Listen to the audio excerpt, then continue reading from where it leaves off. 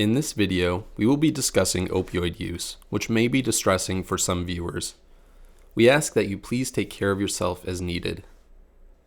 In 2023, Michigan experienced 2,931 deaths from drug overdoses, according to the CDC. Roughly 75% of these overdose deaths involved the use of opioids. Michiganders living in rural areas often face hardships that may increase the risk of using drugs, including poverty, stigma, unemployment, fewer harm reduction services, and health provider shortages, to name a few. According to data from a Health Resources and Service Administration report, nearly 2.7 million Michiganders live in a designated health professional shortage area for primary care providers, and nearly 3.7 million Michiganders live in a health professional shortage area for mental health care.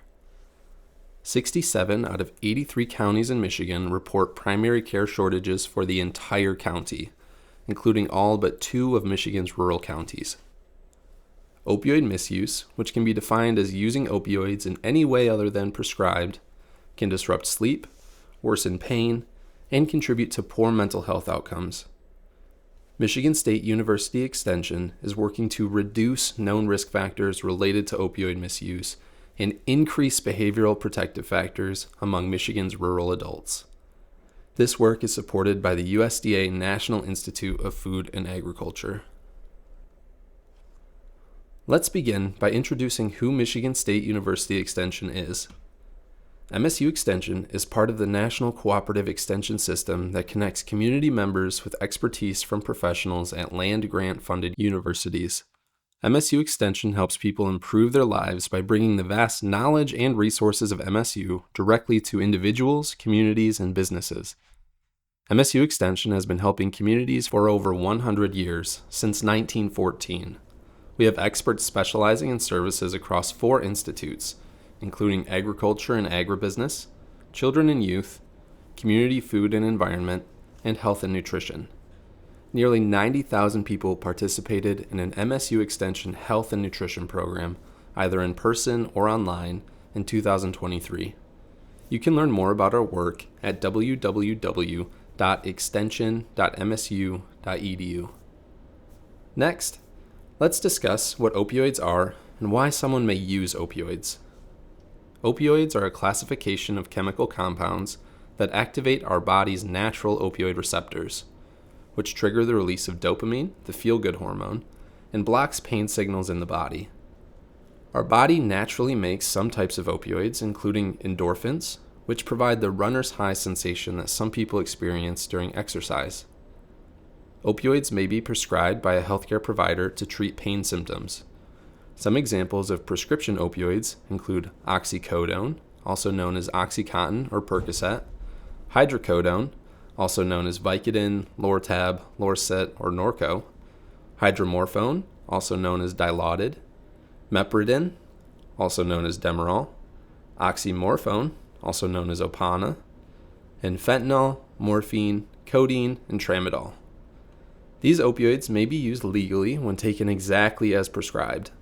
If these medications are used without a prescription, in larger amounts, or more frequently than the prescription states, this behavior would fall under the category of opioid misuse. Some opioids, such as heroin, on the other hand, are always illicit or illegal to use. People may use opioids for many different reasons. Some of the most common reasons why people have reported using opioids include to relieve pain, feel good, and relieve tension. The brain opioid theory of social attachment provides a theoretical framework for understanding why someone may use opioids to relieve social pain. Research findings have shown that using an opioid can increase feelings of social connection with others, and withdrawal from opioids or blocking opioid receptors makes people feel more isolated and socially disconnected.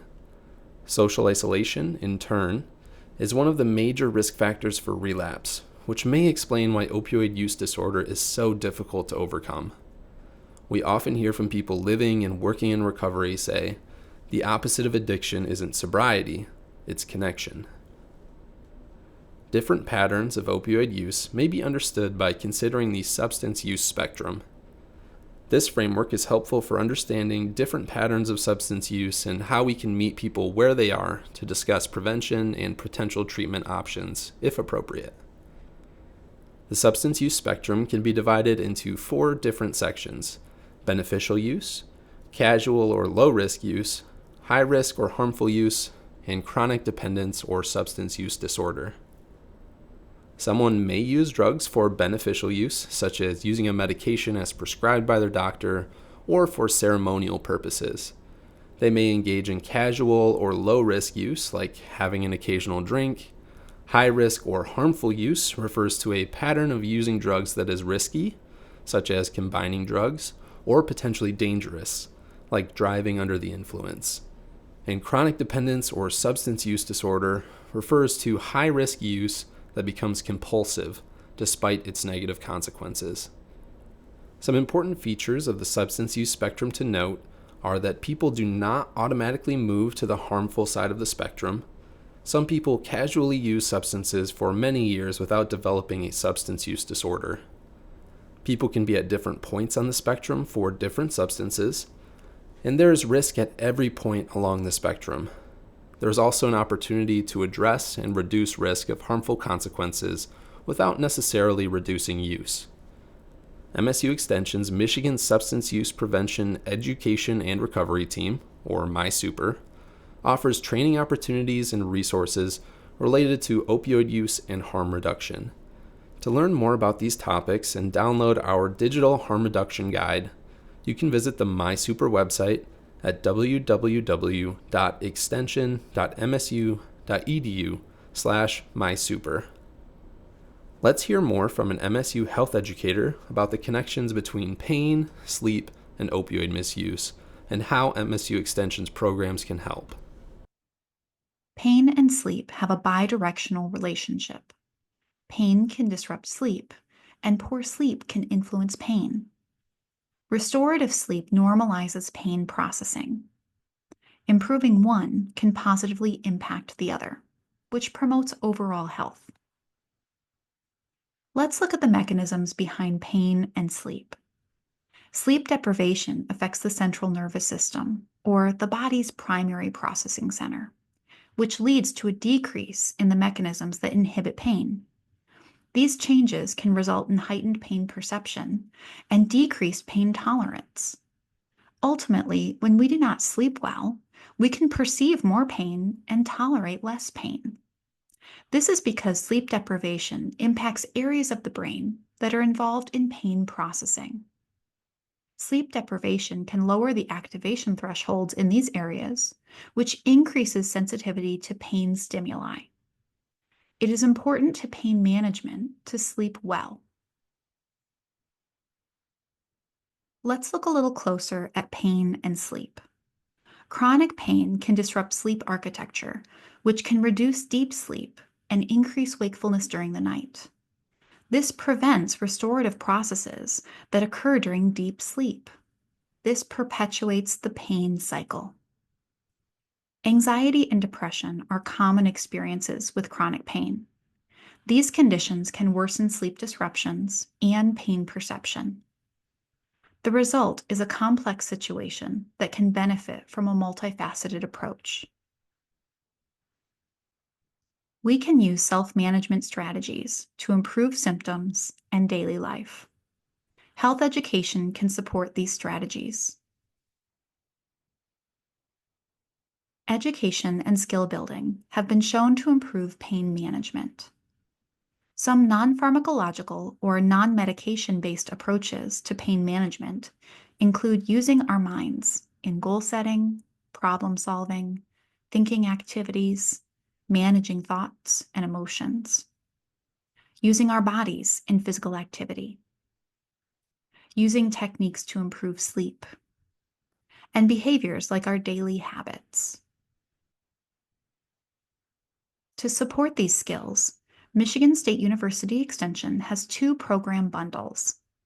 The Evidence-Based Sleep Education for Everyone program is offered with Tai Chi for Arthritis and Fall Prevention.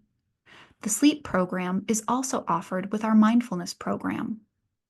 Both Tai Chi and Mindfulness have been found to be associated with pain management, and pain reduction.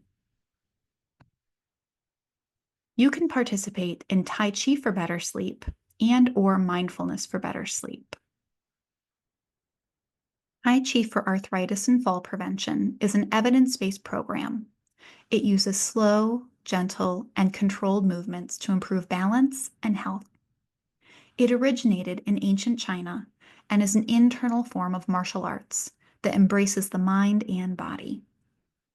It is based on Sun-style Tai Chi and was originally developed for arthritis. Tai Chi is an effective exercise for health of the mind and body, including mindfulness, muscular strength, balance, and flexibility. Participants have shared that the program has significantly impacted their lives. All the movements can be done seated and with modifications. One participant shared, "The entire Tai Chi exercise workout has been so helpful for me in my health management. It helps me get started on motion that is reasonable and not painful. It has truly helped me with my balance and with coordination in my legs, which is so badly needed due to the polyneuropathy." Another participant shared, "I am a completely different person since starting this class. I am more steady, confident, calm, and know that I can do things again." Mindfulness includes directing attention to the present moment without judgment. There are many ways to practice mindfulness: mindful breathing, body-based practices, practices using the mind, and more. MSU Extension's mindfulness program explains the concepts and practices to help you experience the benefits of mindfulness. Sleep is incredibly important to our overall health and pain management. Many processes happen in the body during sleep, such as gene expression, muscle repair, and clearing out harmful waste products from the brain. This program introduces sleep basics, sleep hygiene, stimulus control therapy, mindfulness for sleep, physical activity, and sleep myths. Combined with Tai Chi or mindfulness, sleep provides tools to improve how we feel. The MSU Extension Mindfulness for Better Living webpage has mindfulness content and a Tai Chi warm-up video for you to explore. There's also extra content available on the Mindfulness for Better Living YouTube channel and Spotify podcast channel. Next, let's explore how to sign up for a program. You can visit Extension's homepage by going to www.extension.msu.edu. Here, you can scroll down and click on the Food and Health button.